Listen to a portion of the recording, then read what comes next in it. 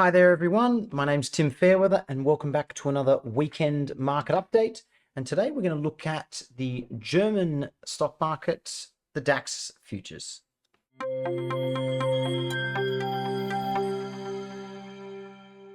Just before we get started on the market report, bear in mind that the contract switch is going to happen on the 21st. As we get closer to that contract, the FDAX will switch across to the M2025. So make sure when you're trading that you find the contract which has the higher volume. It's usually better in terms of price action to trade that one.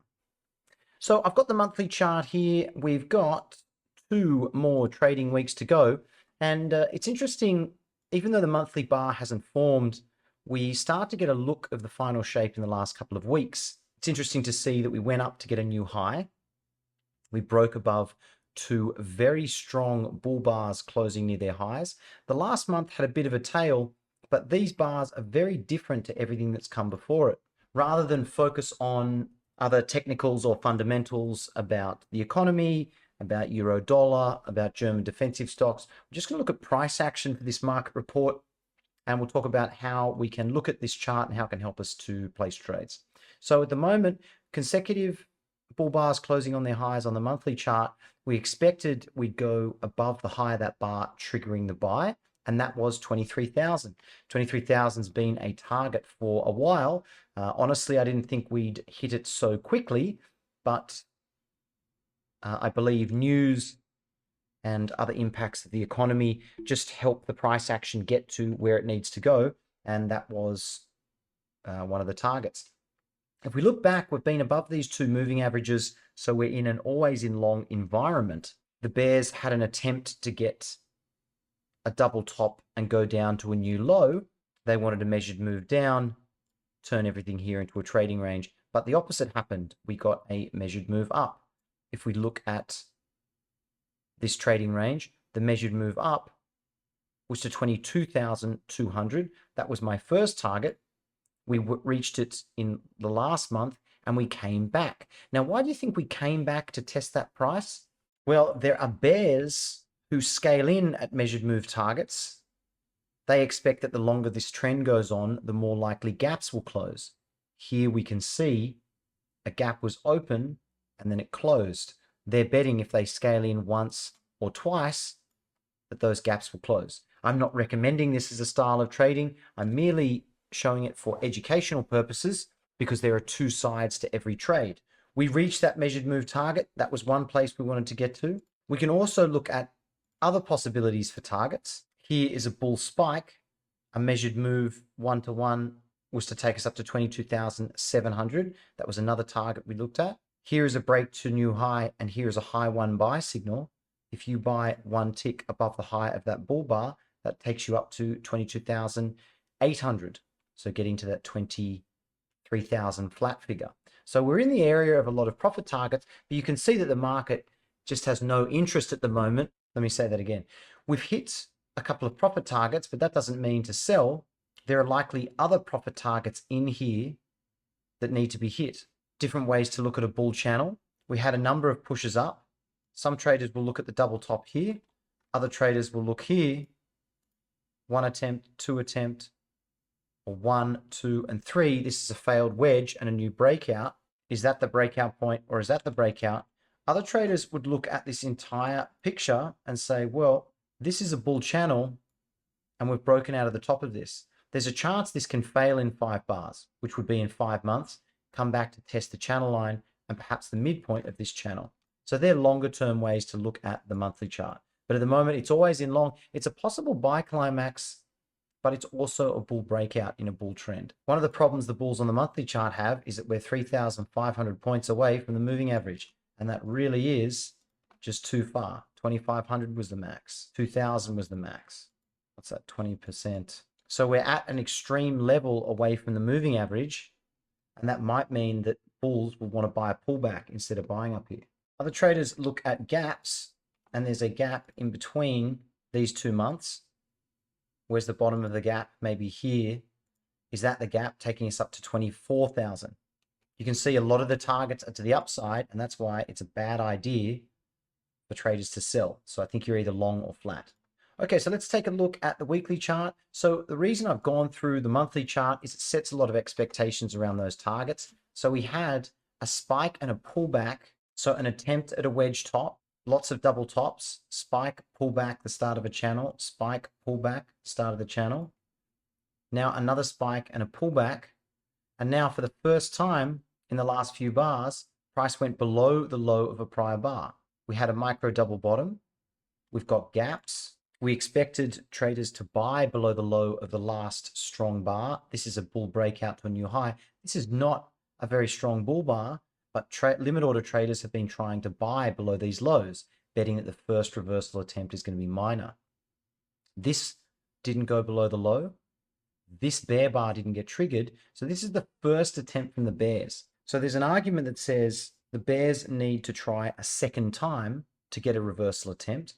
But look how tight this is. What are the chances of this reversal being the top? I think very low. The fact that bulls are still buying above the highs of these bars is an indication that traders are still bullish. Why would a trader buy so high up here? Well, I think traders are buying because they believe the market's either going to be higher or we're going to form a trading range. They can buy lower, get out break even on their first position with a profit on their second position. Here was an attempt at a double top. 2 reversal attempts from the bears, it failed. And then we've got a very strong breakout bar. Now, some traders will buy the close of that bar, but where do you put your stop? Well, maybe your stop was down here. So if you bought this bar and you put your stop here, you got your 2R, 23,500. So that's one swing trade. So those bulls got paid. If instead you took this trade here, where is your stop? Well, you could put it below that bear bar. You could put it below that bull bar there. That's a higher low. 3 bull bars. Here's your 1R target. You can see some profit taking. And we're still in that area, so that might have been a reasonable place for traders to exit. What if you didn't buy there and instead you wanted less risk? Can you buy the close of this outside bar? Well, it's a small trading range, so I think you've got to buy above it with a stop at the low of that range. So maybe you were buying during this bar. There's your 1R target, which is similar as well, all around 23,000. That's the target we've been talking about. So I think a lot of these bulls, if you bought here, you've taken profits. If you bought here, you're at your 1R target. If you bought here, you're at your 1R target. Who's left? What about buying this bull bar? Well, 1, pause, 2, pause. This is potentially a third leg on the weekly chart. If you're buying there, your 1R target is right up at 23,900. It's technically a breakout pullback and a high one buy, but it's a weak signal, this doji. We're starting to go sideways and we're forming a channel. And if bulls don't show up next week, we might have to start to pull back sideways for a couple of legs to the moving average or a little bit lower to find buyers. If a trader bought the close of this bar, which is okay to do, it is a new high. It's an all-time high. The close of that bar is 23,020. The high of that bar is 23,001. So you're buying the close to a new breakout, but you know you're buying a weak bar. So you're only buying there if you can scale in lower. And now we've come back to your entry. So we might see traders next week, some of those late bulls exiting, disappointed on that last bar, maybe looking to buy lower. Is this a good sell the close bar? Not at all. It's a bull bar. It's closing near its high. So traders are not going to sell below. Some limit order bears will start to scale in. They'll say, look, well, instead of selling the close, I'll start selling above the high and higher, betting I can get back to the close of that bar. And can you see there, traders were able to get back to the close. So that means limit order bears have started to come into the market. So still not good to sell below anything, but as bulls take profits above bars, bears will start to sell up there. So still always in long, but starting to get later in the channel. The distance to the moving average is far. I'm not interested in buying above the high of that bar. I think it's turning into a buy below things. So buying below strong bull bars. This was a breakout point. Did we go below the low of that? 256. We didn't. So we didn't get below that bar there. But now we've got a double bottom. So bears probably trying to set up a failure and then a measured move back down, which would also be below that micro double bottom. But I think sideways to up, still in a channel. And that's the weekly chart. Okay, so let's take a look at DAX on the daily. Okay, so if you're looking at this chart in comparison to the last two, what do you notice? Well, for starters, this is not as bullish as the other charts. This is going sideways. There is a lot of price action between here and here. So we've got 23,000 big round number. We hit it, we broke out, pulled back, broke out, pulled back. We're back at it. So this is a magnet. There's also an important price, 22,300. So it makes me think if there's a magnet here and there's a magnet here, then there might be an important price projected upwards. That would be 23,688. Alternatively, if the bears can break it, the flip of that is back down to 21,600. Now, interestingly enough, this gap was closed. So the last open gap is down here.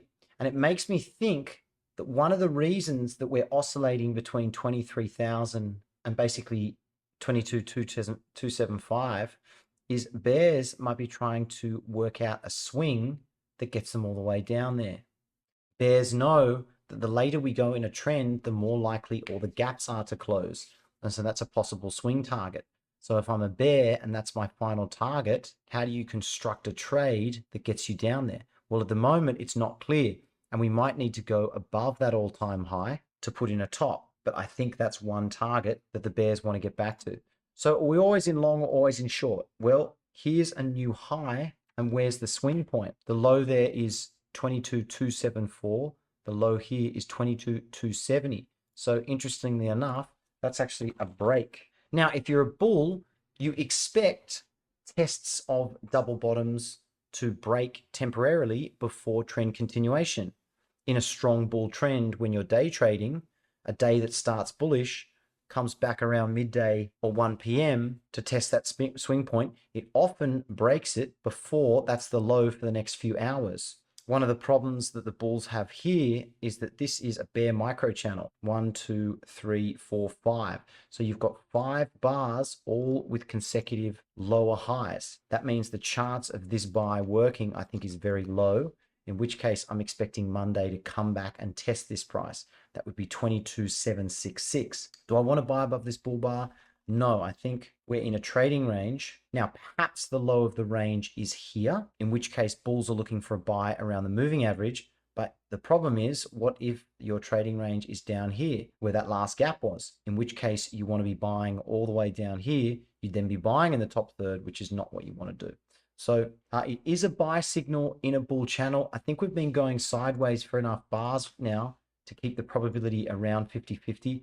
I think this breakout needs a second leg sideways to down, and we're in a bull channel, which means we might be going higher. The other reason I'm not so bullish above this bar yet is this was a prior high. We broke out and we're coming back to test it. There are other traders that look at this pattern as a possible head and shoulders top, and they'll be looking to see what happens when we go below that neckline projected downwards. I think it's more likely sideways to up, giving the probability to the bulls because they've got both moving averages, but I suspect bulls will be buying below bars. Here, consecutive bull bars reverse, consecutive bull bars reverse.